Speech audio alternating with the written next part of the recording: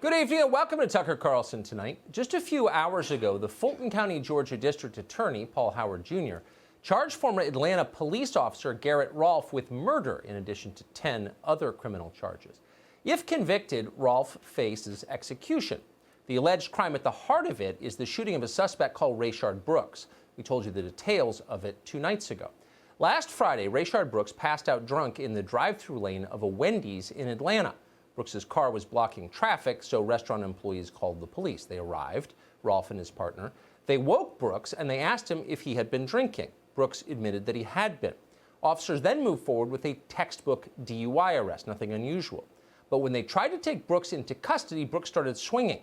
He fought the officers to the ground and then snatched a taser from one of them and tried to use it against Officer Rolfe. When Brooks raised the taser to fire, Rolfe shot and killed him. Here's some of the video. Hey, sir. You right? You're sitting in the drive-thru line here. Blah, blah, blah, blah, blah, blah, blah, blah, blah, blah. Stop. Very good. I just had a few drinks. That's it. How many? 1.5. Like I said, I was into the second cup. I told her, babe, let's go because I'm hungry. What kind of drinks did you have? I'm not sure. It's something she ordered. She said top shelf or whatever. Right. Just take me home. I'm ready to go. So you had about 1.5 drinks, but you don't remember what kind of drinks they were? No, sir. All right. I really don't, Mr. Ross. All right. I think you've had too much to drink to be driving. Put your hands behind your back for me. Here, put your hands behind your back.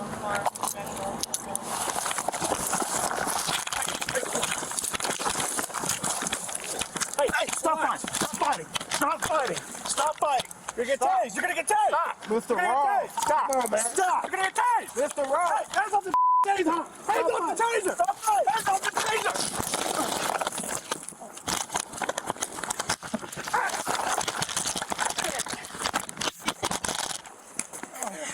Stop fighting. Taser.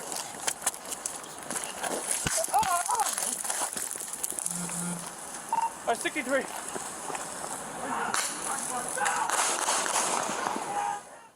After the shooting, Officer Rolfe tried to keep Rayshard Brooks alive. He performed CPR on the man he just shot.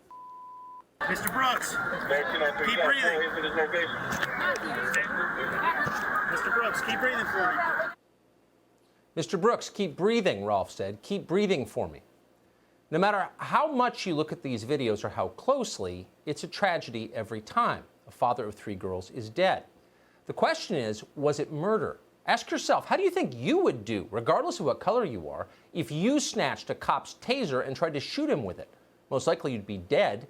No one would march in your memory. No one would burn a building in your name.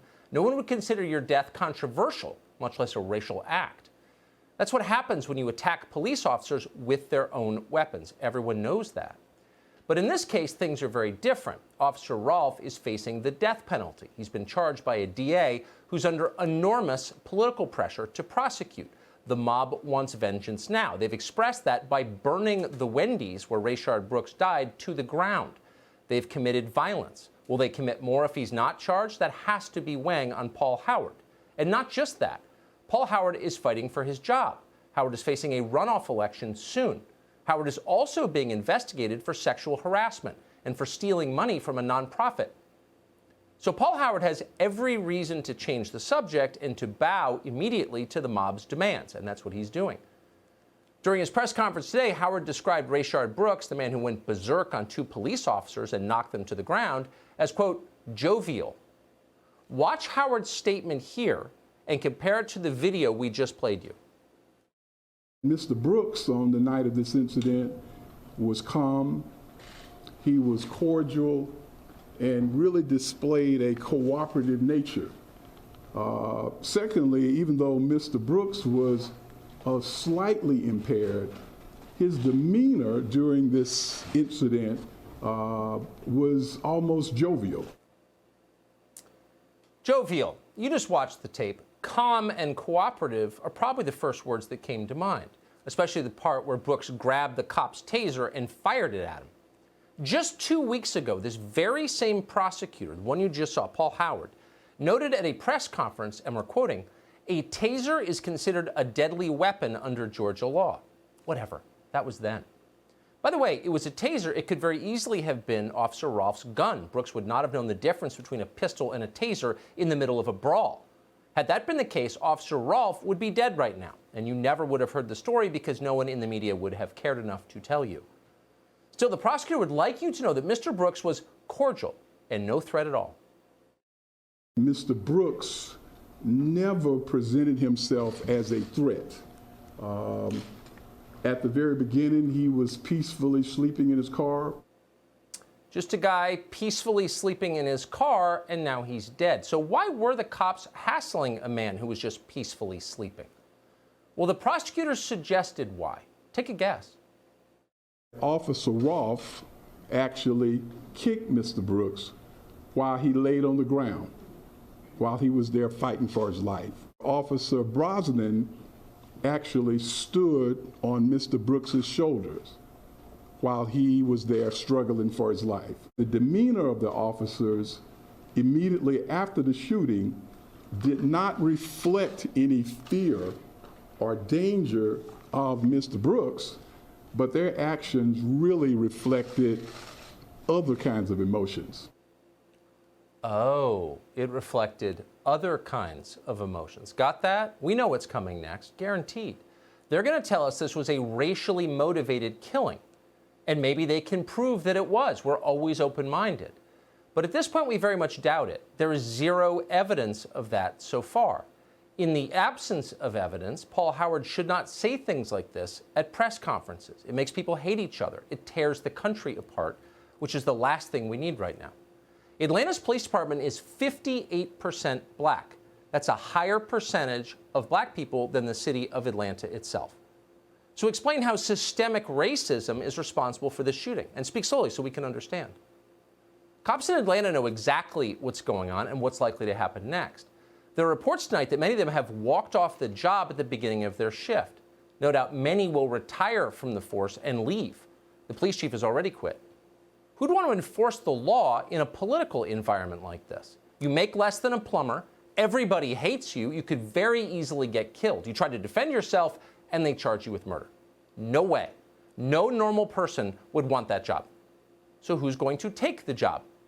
Going forward, we're going to get a lot of very bad people becoming police officers. And that's one of the many ironies here.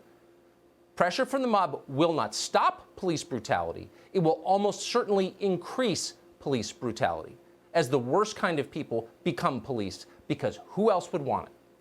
For now, though, attacks on law enforcement mean that many of us have no police protection at all. Recently, the Black Lives Matter riots came to Charleston, South Carolina. Police disappeared. What happened next? This hasn't been widely reported, but we thought we'd share it with you. It's a transcript of a 911 call from a restaurant in downtown Charleston near the Battery. This is a quote. "It's the Macintosh restaurant. I called earlier, but it's gotten worse. The riots broke into the restaurant and they are stealing all the money, the alcohol. They're tearing up the seats. 30 employees are stuck in the courtyard. They're barricading the doors, and they're trying to break in.